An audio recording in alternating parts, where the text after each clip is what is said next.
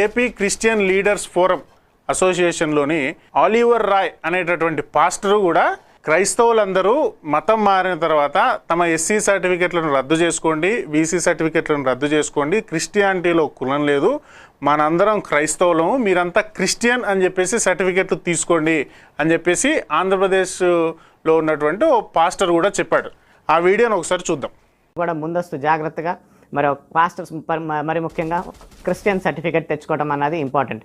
Christian certificate అంటే మీరు గమనించగలరు, ఎవరైతే కన్వర్టెడ్ క్రిస్టియన్స్ ఉన్నారో అంటే ఇతర మతాల నుంచి క్రైస్తవంలోకి వచ్చిన వారు ఉన్నారో వారికి ఓసీ క్రిస్టియన్ అని ఇస్తారు. అంటే అదర్ క్యాస్ట్ నుంచి వచ్చిన వారిని ఓసీ క్రిస్టియన్స్ అంటారు. అలాగే ఎవరైతే ఎస్టీ నుంచి కానీ ఎస్సీ నుంచి కానీ క్రిస్టియన్ అవ్వాలి అనుకుంటే ఎస్టీ వారికి ఎస్టీ క్రిస్టియన్ అని ఇస్తారు. దాంట్లో వారు వేరేగా బీసీసీ క్రిస్టియన్ అని తెచ్చుకోవాల్సిన అవసరం లేదు. ఎస్టీగా ఉన్నవారు ఎస్టీలోనే వాళ్ళు